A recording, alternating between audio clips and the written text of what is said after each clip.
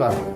आपल्या संस्थेच्या पंचवार्षिक निवडणुकीमध्ये आमच्या विरोधात उभे असलेल्या उमेदवारांनी आमच्या विरुद्ध खूप मोठे आरोप केले आहेत की घोटाळा झाला आहे, जेवणाचा घोटाळा झाला आहे, कॅलेंडरचा घोटाळा झाला आहे, एक्स्ट्रा घोटाळा झालेला आहे, अशा विविध प्रकारचे खोटे नाटे आरोप केले आहेत. वास्तविकता मला सर्व सभासदांना माहिती द्यायची आहे की त्यांनी जे घोटाळ्याचे विषय मांडलेले आहेत ती माहिती त्यांना संस्थेने दिलेली आहे की संस्थेच्या कारभारामध्ये जे काम चालतं त्याचं जे प्रोसिडिंग लिहिलं जातं ते प्रोसिडिंगची प्रत त्यांना दिलेली आहे आणि ती प्रोसिडिंगची प्रत बघून ते सांगतात की घोटाळा झाला आहे. तर त्यांच्याकडे कुठल्याही प्रकारचे पुरावे नाही आहेत, फक्त घोटाळा झाला आहे हे प्रोसिडिंगवर दाखवतात ते.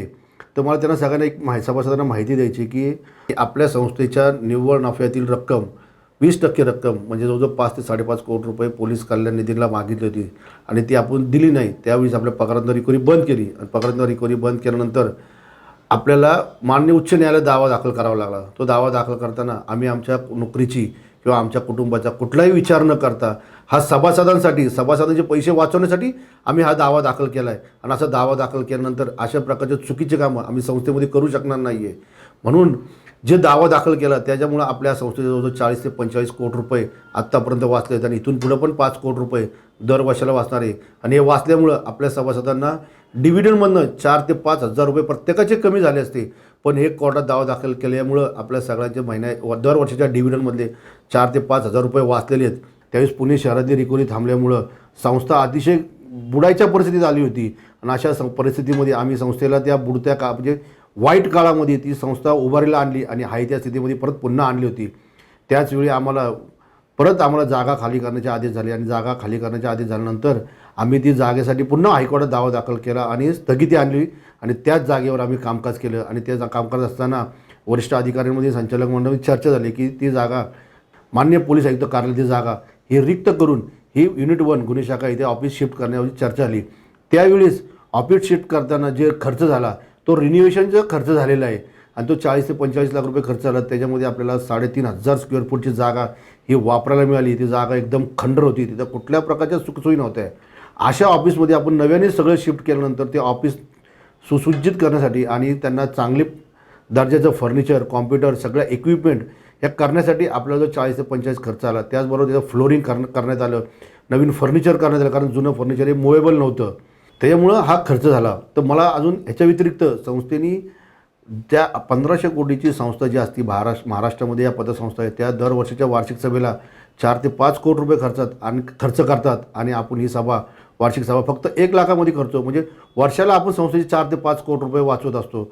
त्याचबरोबर आपल्या संस्थेचे जे पगारातनं रिकव्हरी येत असती, जे आपले कर्ज घेतल्यानंतर जे पगारातनं हप्ते वसूल होतात ते वसूल होणारे हप्ते पूर्वी चेक 20-25 तारखेनंतर व्हायचे, नंतर ते सभासदाच्या अकाउंटवर आम्ही एंट्री मारून घ्यायचं. पण जसं त्या 10-12 वर्षापासून आपण ती माहिती काढली आणि त्यासाठी आपण रिकव्हरी ही 4 ते 5 तारखेला करायला लागलो. त्याच्यामुळं 1 कोटीला आपल्याला 3,000 रुपये साधारण व्याज बसायचं एका दिवसाचं. एका दिवसाला 3,000 रुपये व्याज होतं आणि 15 कोटीची आपली रिकव्हरी होती. 15 कोटीची रिकव्हरी म्हटलं तर त्याला एका दिवसाला 3,000 रुपये म्हटलं तर दिवसाला 45,000 रुपये झाले आणि 20 दिवसांनी आपल्याला चेक मिळाला तर आपलं जवळजवळ 9 लाखाचं नुकसान होत होतं. हे आम्ही संचालक मंडळाने शोधून काढलं.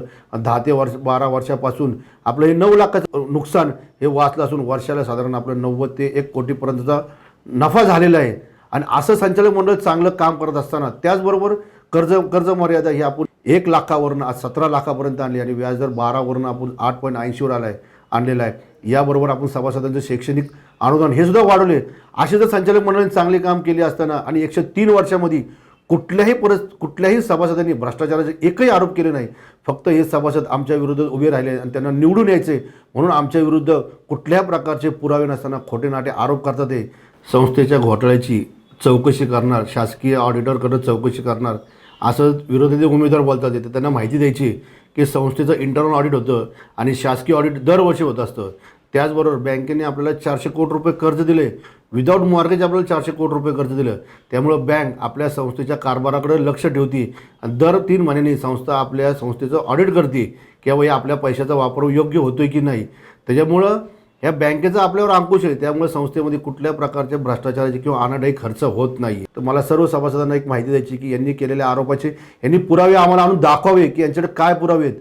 तर कृपा करून यांना पण आपण विचारावं की तुमच्याकडे काय पुरावे आम्हाला दाखवा, कारण आपण सर्व पोलीस बांधव आहेत आणि पोलिसांना माहिती आहे की हे घोटाळा काय असतो, हे घोटाळ्यामध्ये करताना काय केलं जातं हे सगळे पोलीस सगळे सुज्ञ आहेत, त्यांना माहिती आहे. तर सर्व सभासदांना माझी विनंती की त्यांना तुम्ही पुरावे मागा की काय यांच्याकडे पुरावे आहेत. कारण प्रोसिडिंग दिलेलं आम्हीच ते लोकांना दाखवत होते, पण त्यात घोटाळा कुठे झाल्याचं दिसून येत नाही आहे, कारण यांच्याकडे कुठले पुरावे नाही आहेत.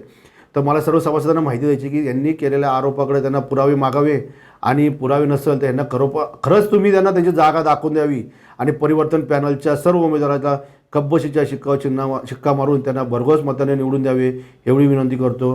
धन्यवाद.